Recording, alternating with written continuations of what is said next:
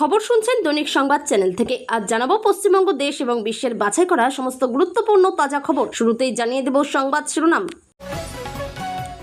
আগামীকাল থেকে রাজ্যে কি ঘটতে চলেছে? নজিরবিহীন অ্যাকশন শুরু পুলিশের। সমাজ বিরোধীদের ঘরবাড়ি ক্রোকের বড় প্রস্তুতি। দিদিকে ছেড়ে ঋতব্রত দলে অনুব্রত, ঠিক তারপরেই বীরভূম পার্টি অফিসে যা ঘটল চমকে গেল এলাকাবাসী। ঋতব্রত ব্যানার্জিরাই আসল তৃণমূল। আদালতের রায়ে দল এবং দলের গচ্ছিত বিপুল টাকা হারিয়ে কার্যত পথে বসল কালীঘাট শিবির।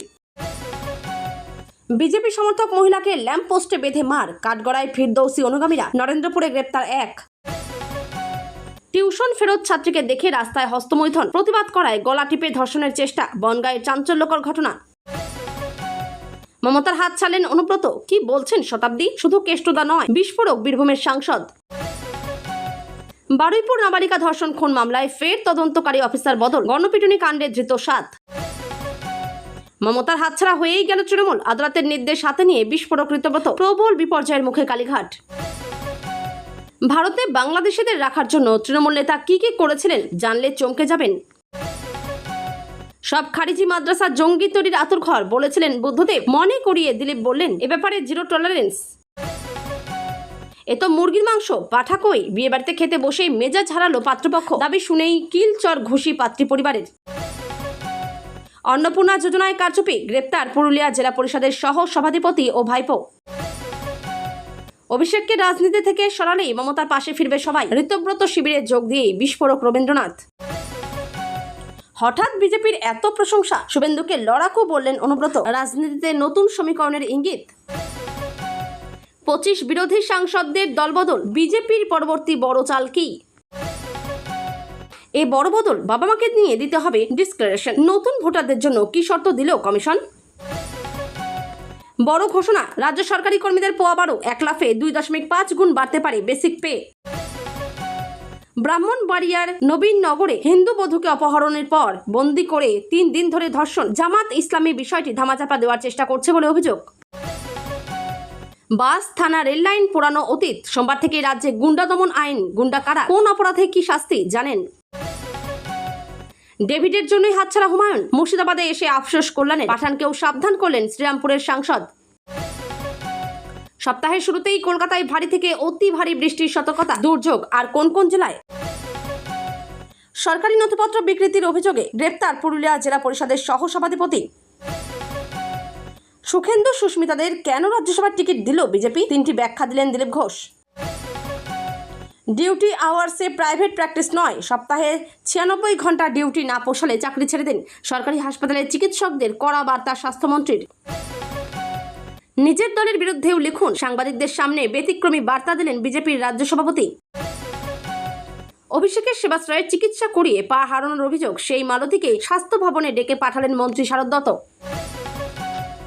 ঋতব্রত শিবিরে গেলেও মানছেন না মমতাকে। অনুব্রতর কার্যালয় থেকে আউট অভিষেকের ছবি। মেয়াদ কমবে বাংলা সহ বহু রাজ্যের বিধানসভার। এক দেশ এক ভোট নিয়ে মেগা পরিকল্পনা কেন্দ্রের। ডেভিডের জন্যই হুমায়ুনটা দল ছেড়েছে। মুর্শিদাবাদে কল্যাণের আক্ষেপ, পাল্টা কবিরের খোঁচা, বুঝতে অনেক দেরি হয়ে গেল। নরেন্দ্রপুরে বিজেপি সমর্থক মহিলাকে মারধর, খুঁটিতে বেঁধে চুল জিভ কেটে নেওয়ার অভিযোগ। নিশানায় প্রাক্তন তৃণমূল বিধায়ক। অমিত শাহকে নিয়ে নোংরা মন্তব্য, বিজেপি মোর্চার লিখিত অভিযোগে গ্রেপ্তার কন্টেন্ট ক্রিয়েটর।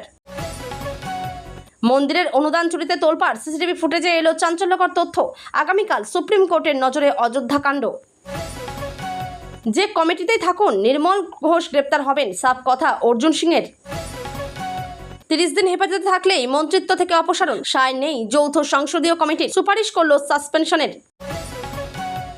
740 কোটি 68 লক্ষ টাকা। অন্নপূর্ণার 3000 টাকা তুলতে গিয়ে অ্যাকাউন্ট ব্যালেন্স দেখে বাকরুদ্ধ শিলিগুড়ির বধূ।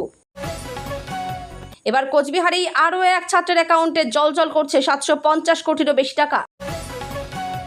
শান্তিতে থাকতে তৃণমূল নেতাকে দিতে হবে 1 কোটি টাকা। বিজেপি যুবনেতার বাড়িতে পানিহাটিতে তোলপাড়। মুর্শিদাবাদে প্রকাশ্য রাস্তায় হাসুয়ার কোপে খুন, অভিযুক্তের খোঁজে তল্লাশি পুলিশের। খুচরো নেই, নেমে যান। 100 টাকা দিতেই মেজাজ হারালেন কর্ণাটকের বাস কন্ডাক্টর। চিনতেই পারলেন না পরিবহন মন্ত্রীকে। আন্দোলনের নামে ভাঙচুর অতীত, গুন্ডা দমনে কঠোর আইন রাজ্যে। অপরাধের সংজ্ঞায় বড় বদল। আত্মীয়দের বাবা মা সাজিয়ে বাংলাদেশি অনুপ্রবেশকারীদের আধার কার্ড। তৃণমূল নেতাকে খুঁজছে পুলিশ। ভিয়েতনামে নৌকা ডুবে 15 ভারতীয়র মৃত্যু, ঘটনায় স্পিডবোটের ক্যাপ্টেন আটক। প্রকৃতির রোষের কবলে বাংলাদেশ, বৃষ্টিতে পাহাড়ের ঢালে ধস নেমে মৃত প্রায় 50। সোমবার রাজ্যসভার মনোনয়ন জমা দিচ্ছেন বিজেপির সুখেন্দু সুস্মিতা প্রকাশ, থাকতে পারেন মুখ্যমন্ত্রীও।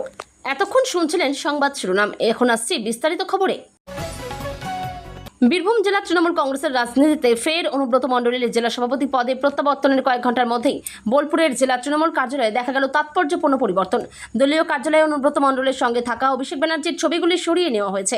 এই ঘটনাকে কেন্দ্র করে রাজনৈতিক মহলে নতুন করে জল্পনা, যদিও বিষয়টি নিয়ে প্রকাশ্যে কোনো মন্তব্য করতে চাননি জেলা তৃণমূল নেতৃত্ব বা সদ্য দায়িত্বপ্রাপ্ত জেলা সভাপতি অনুব্রত মণ্ডল। দেখা গেছে বোলপুরের জেলা তৃণমূল কংগ্রেসের মুখ্য কার্যালয়ের ভেতরে অনুব্রত মণ্ডলের সঙ্গে থাকা অভিষেক ব্যানার্জির ছবিগুলি আর নেই, তবে কার্যালয়ের দেওয়াল এবং মূল প্রবেশদ্বারে থাকা তৃণমূল কংগ্রেস সুপ্রিমো মমতা ব্যানার্জির ছবিগুলি আগের মতোই রাখা হয়েছে। ফলে ঠিক কী কারণে অভিষেক ব্যানার্জির ছবি সরানো হলো তা নিয়ে একাধিক মহলে আলোচনা শুরু হয়েছে। যদিও দলীয় নেতৃত্ব এই বিষয়ে মুখ খুলতে নারাজ, সম্প্রতি রাজনৈতিক মহলে জোর চর্চা শুরু হয়েছে। কারণ অনুব্রত মণ্ডল মমতা ব্যানার্জির শিবির ছেড়ে ঋতব্রত ব্যানার্জির নেতৃত্বাধীন শিবিরে যোগ দিয়েছেন। তার পুরস্কার স্বরূপ তিনি ঋতব্রতপন্থী তৃণমূল কংগ্রেসের বীরভূম জেলা সভাপতির দায়িত্ব পেয়েছেন।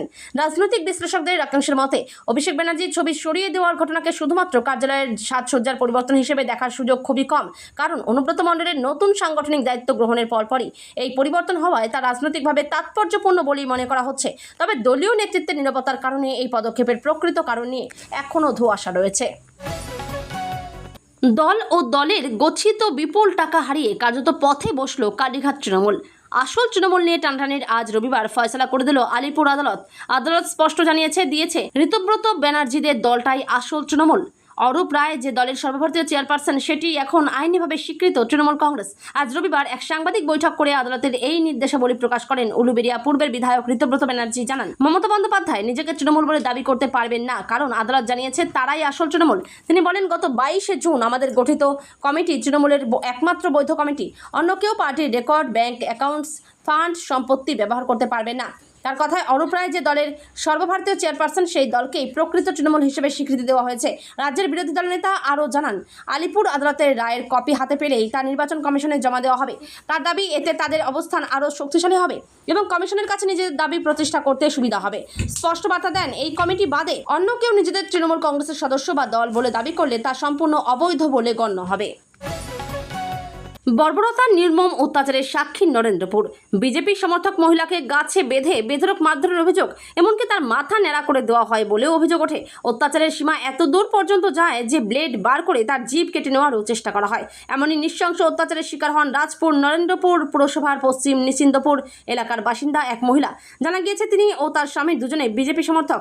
তৃণমূল আশ্রিত দুষ্কৃতীদের বিরুদ্ধে নরেন্দ্রপুর থানায় অভিযোগ দায়ের করেন তারা। সকলেই সোনারপুর উত্তরের প্রাক্তন তৃণমূল বিধায়ক ফিরদৌসী বেগমের অনুগামী বলেই অভিযোগ তোলে ওই পরিবার। বিজেপি সমর্থক দম্পতি বলছেন, অত্যাচারের সূত্রপাত গত বছরের মে মাস থেকে, তাও একটি জমিকে কেন্দ্র করে। অভিযোগ, তাদের জমি দখলের চেষ্টা করেন ফিরদৌসী বেগমের অনুগামীরা। তাদের কাছে 75,000 টাকা দাবি করা হয় বলেও অভিযোগ। তোলা দিতে রাজি না হওয়ায় কাল হয় দম্পতি। অভিযোগ, তারপর থেকে শুরু হয় অত্যাচার। দিনের পর দিন মারধর, প্রাণনাশের হুমকি লেগেই থাকতো। বিজেপি সমর্থক দম্পতি বলছেন, অত্যাচারের সূত্রপাত গত বছরের মে মাস থেকে, তাও একটি জমিকে কেন্দ্র করে। অভিযোগ, তাদের জমি দখলের চেষ্টা করেন ফিরদৌসী বেগমের অনুগামীরা। তাদের কাছে 75,000 টাকা দাবি করা হয় বলে অভিযোগ। তোলা দিতে রাজি না হওয়ায় কাল হয় দম্পতির। অভিযোগ, তারপর থেকে শুরু হয় অত্যাচার। দিনের পর দিন মারধর, প্রাণনাশের হুমকি লেগেই থাকতো। এমনকি তৃণমূল আশ্রিত দুষ্কৃতীদের অত্যাচারে বাড়ি ছাড়তে পর্যন্ত হন বা বিজেপি সমর্থক ওই পরিবার। তবে প্রশাসনিক তৎপরতায় কয়েক মাস আগে বাড়িতে ফিরলেও রেহাই হয়নি। অভিযোগ, দিনে দুপুরে তাদের বাড়ি বয়ে এসে খুনের হুমকি দেওয়া হতো। গত শুক্রবার রীতিমতো মহিলার বাড়িতে ঢুকে শুরু হয় অত্যাচার। অভিযোগ, সেই সময় ওই মহিলার স্বামী বাড়িতে ছিলেন না। তার ছোট্ট মেয়ের সামনে বেধড়ক মারধর করা হয় ওই মহিলাকে। অভিযোগ, মাকে মারছে দেখে মেয়ে কানাকাটি করলে তাকেও খুন্তি দিয়ে আঘাত করা হয়। তারপর ওই মহিলার গলায় ওড়নার ফাঁস দিয়ে টানতে টানতে নিয়ে যাওয়া হয় মাঠে। সেখানে একটি ল্যাম্পপোস্টে বেঁধে চলে অত্যাচার। খুবলে খুবলে চেঁচে দেওয়া হয় চুল। ধৃত বিবাহিত, তাকে জেরা করে পুলিশের মনে হয়েছে তিনি বিকৃত মানসিকতার। এর আগেও এমন ঘটনা ঘটানোয় অভিযুক্ত। প্রায়শই গ্রামের নির্জন এবং ফাঁকা রাস্তায় বাইক নিয়ে দাঁড়িয়ে থাকেন। মহিলারা রাস্তা দিয়ে গেলে অশালীন অঙ্গভঙ্গি করে থাকেন। কিশোরীকে ধর্ষণের চেষ্টা এবং শারীরিক হেনস্থার অভিযোগে এক যুবককে গ্রেপ্তার করল পুলিশ। প্রাথমিক জিজ্ঞাসাবাদে তিনি অপরাধ স্বীকার করেছেন অভিযুক্ত বলে পুলিশ সূত্রে খবর। উত্তর 24 পরগনার বনগাঁ থানার ঘটনা। পুলিশ সূত্রে খবর, ঘটনাটি ঘটে গত শুক্রবার সন্ধ্যায়। দ্বাদশ শ্রেণীর এক ছাত্রী টিউশন পড়তে গিয়েছিল বাড়ির কাছে। গৃহশিক্ষকের বাড়ি থেকে সাইকেল চেপে বাড়ি ফিরছিল সে। অভিযোগ, সেই সময় স্থানীয় এক যুবক পথ আটকায় ছাত্রীর। তাকে শারীরিক ও মানসিক নির্যাতন করতে শুরু করে। ছাত্রী বাধা দিলে তার সামনে হস্তমৈথুন করে ওই যুবক।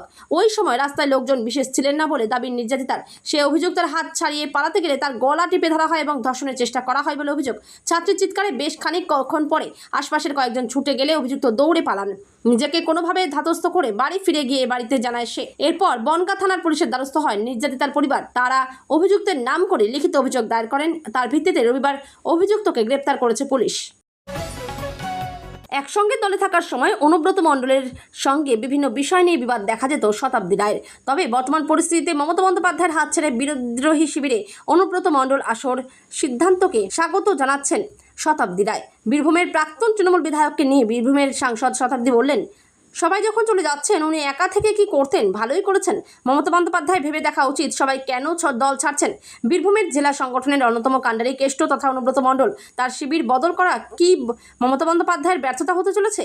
এই প্রশ্নের উত্তরে শতাব্দী বলেন, পাশের মানুষ তো কেউই নেই। যারা যারা এতদিন ধরে ছিল, 40 বছর, 50 বছর, কি 15 বছর, 20 বছর, তারা তো কেউই নেই। অনুব্রত মণ্ডলও কাছের লোক ছিল। সেরকম মানুষের তো সংখ্যায় হাতে গুনলে সবাই চলে গিয়েছে 2-4 জন ছাড়া। কাছের লোকেরা কেন ছেড়ে যাচ্ছে মমতাকে, তা পর্যালোচনা করা দরকার জানালেন শতাব্দী। তিনি বলেন, যে মানুষগুলো দীর্ঘদিন দলের জন্য জীবন দিয়েছে, দলের জন্য এত পরিশ্রম করেছে, দলকে এত ভালোবেসেছে, তারা কেন চলে যাচ্ছে তার একটা বিশ্লেষণ দরকার না? যে কোনো মানুষের, যে কোনো দলের, যে কোনো সংস্থার, যে ইনস্টিটিউশনের দরকার। গত শনিবারই বারুইপুরে গিয়ে নির্যাতিতার পরিবার গণপিটুনিতে মৃত ইন্দ্রজিৎ মণ্ডলের পরিবারের সঙ্গে দেখা করে এসেছেন মুখ্যমন্ত্রী শুভেন্দু অধিকারী। আশ্বাস দিয়েছেন দ্রুত গতিতে তদন্ত এগোবে, কড়া অবস্থান নেবে তার সরকার। রবিবার জানা গিয়েছে, নাবালিকার ধর্ষণ খুন মামলায় তদন্তকারী অফিসার বদল করা হয়েছে। এবার তদন্তভার দেওয়া হয়েছে ডিএসপি পদমর্যাদার এক অফিসারের হাতে। বারুইপুরের সূর্যপুরে নাবালিকা ধর্ষণ ও খুনের বহু চর্চিত মামলায় তদন্তকারী অফিসার পরিবর্তন করা হলো।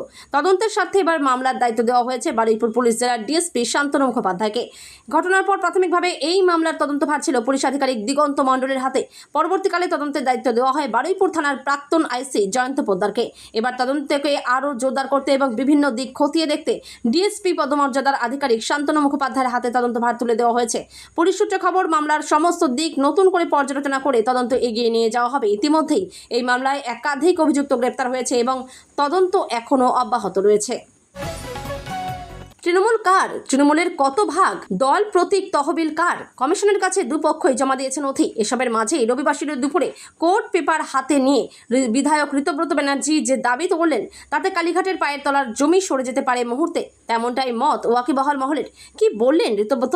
মুখে হাসি আর হাতে কাগজ নিয়ে পড়লেন। আদালত জানিয়েছে, অরূপ রায়ের নেতৃত্বাধীন তৃণমূল কংগ্রেসই একমাত্র তৃণমূল কংগ্রেস। শহরের বহুল পরিচিত হোটেলে 22শে জুন যে ন্যাশনাল ওয়ার্কিং কমিটি তৈরি হয়েছিল, সেটাই একমাত্র আইনগতভাবে স্বীকৃত বডি। অরূপ রায়ের নেতৃত্বাধীন যে অল ইন্ডিয়া তৃণমূল কংগ্রেস, এছাড়া অন্য কেউ তৃণমূল কংগ্রেস বলে দাবি করেন, সেটা অবৈধ। এই তৃণমূল কংগ্রেস একমাত্র। আদালতের রায় পড়ে বোঝালেন, অন্য কেউ আর চাইলে নিজেদের তৃণমূল কংগ্রেস বলে দাবি করতে পারবেন না। দলীয় কার্যালয় তহবিল সংক্রান্ত কোনো কিছুই করতে পারবেন না অল ইন্ডিয়া তৃণমূল কংগ্রেসের নামে। ঋতব্রতর সাফ হুঁশিয়ারি, মগের মুলুক চলবে না। তৃণমূল কার? নেতা কে? মুখ কে?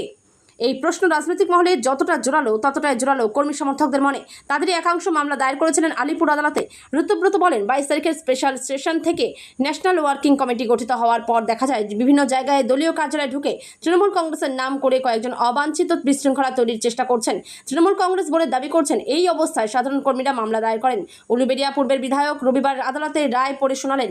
ঋতব্রত এদিন বলেন, রায়ে পরিষ্কারভাবে বলেছে, গত 22শে জুন জাতীয় কর্মসমিতির বৈঠকের ভিত্তিতে যে ন্যাশনাল ওয়ার্কিং কমিটি তৈরি হয়েছিল, সেটাই একমাত্র আইনগত স্বীকৃত বডি। সঙ্গেই বলেন, কেউ দাবি করেন তিনি তৃণমূল কংগ্রেস, আমি আসল নকল বিতর্কের মধ্যে না গিয়ে আদালতের এই রায় দেখে নিতে বলবো।